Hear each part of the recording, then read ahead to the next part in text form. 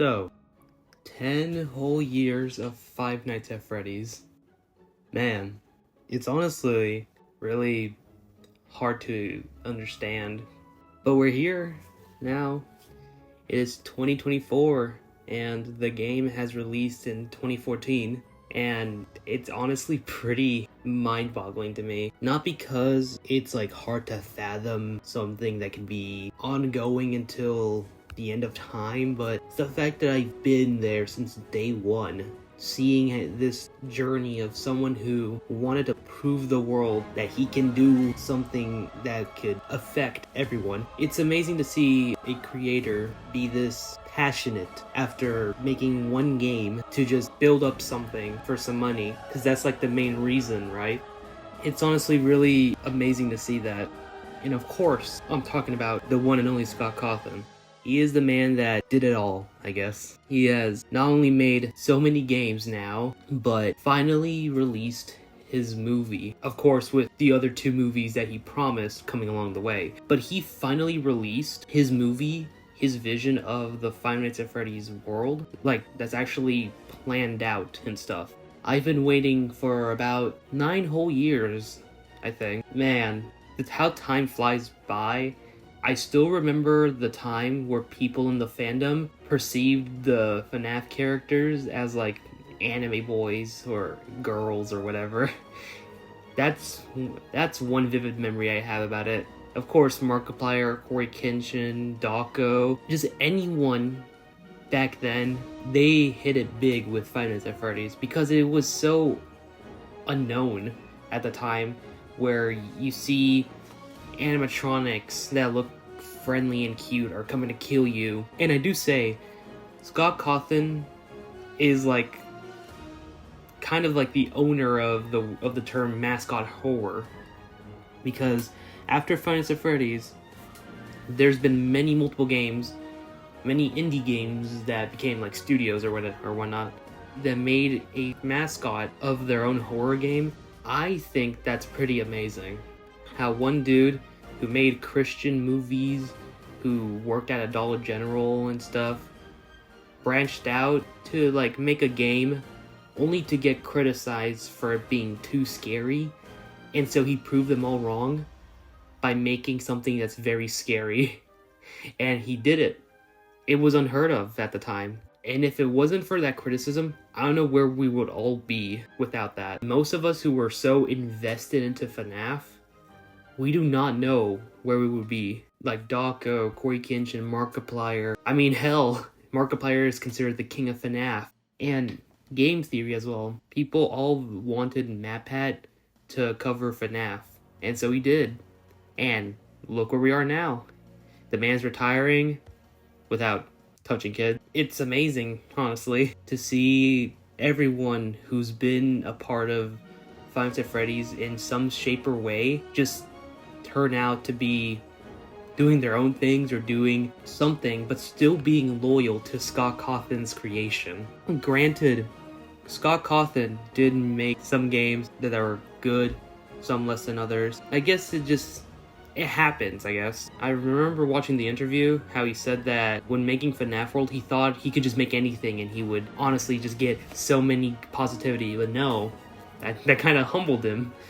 And I can see why the game is pretty good. I love the game, but I see that it cannot be for anyone, since they were there for the horror factor and not the cutesy RPG things, but whatever. I've seen Scott's ups and downs. We all seen it, we all supported him. That was until he retired. Honestly, if it wasn't for the threats or anything, not saying that he does deserve the threats, I feel like he wouldn't have realized that he needs to step back now.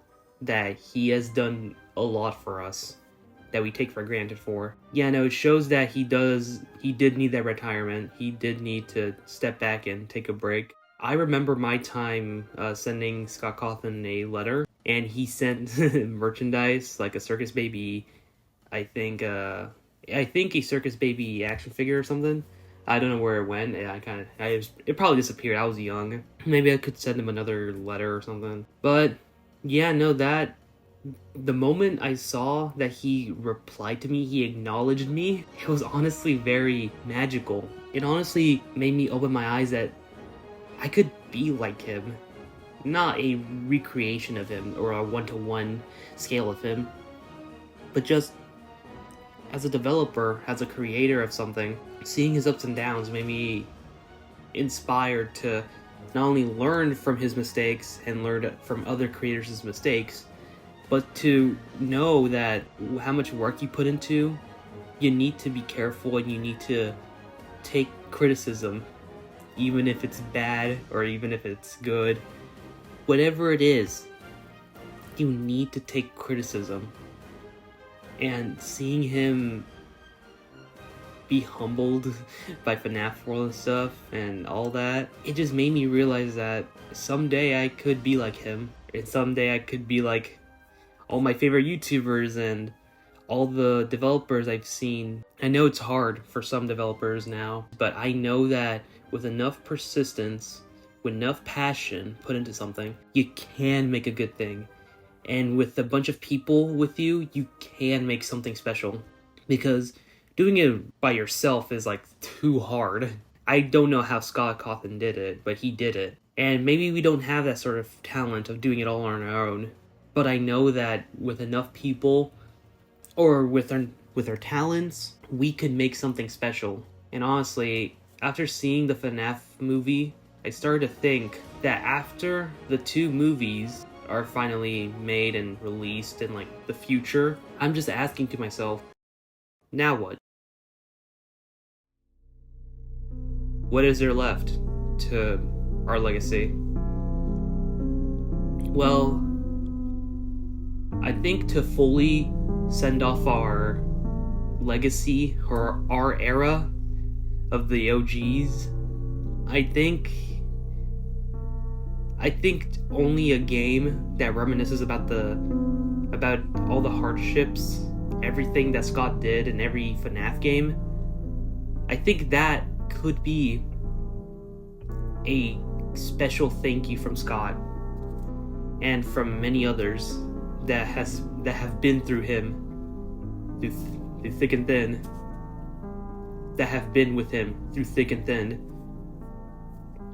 I just feel like after the 2 movies are finally made and released in the future, I mean FNaF 2 is almost like in the process of making animatronics. I just feel like after the FNaF 3 movie, it's over. Like it's a closing chapter for all of us OG fans that have been through the first game, the second game, the third game, and throughout, so on and so forth. I feel like just having a small little game that's like voiced by Scott Cawthon or whatever, has like all the YouTubers there. My dream game for a official send-off to us, the fandom, the OG fandom, is just a small game showing the process of everything and showing the YouTubers that have been there, if they can, obviously, to just give us a like video recording of how they experienced FNaF, how they were, and honestly, I guess that, or just a voice message from Scott telling us thank you. And to that I say, you're welcome. But most importantly, thank you, Scott. Thank you for everything. Without you, we wouldn't have been who we are. Everything that you've done has been a part of all of our lives. And I think you definitely deserve the retirement. I remember when I was like, what, 6 or 7 years old, just looking at FNaF. Somewhere around there, at that age, something sparked within me. I liked it. I liked how unique it felt. And growing up, I just know that those games are gonna stick with me till the end of time. Hopefully, maybe in the future, we can all tell the younger generation what FNaF was and how amazing it was as a whole. How it gratefully impacted our worlds and everyone else's worlds. So thank you, Scott Cawthon. You're not only an amazing father, an amazing developer, but you're an amazing person. I'm sorry we weren't that good with you. We didn't treat you right with enough respect back then. I just hope that you just live an amazing life, man. So thank you, Scott.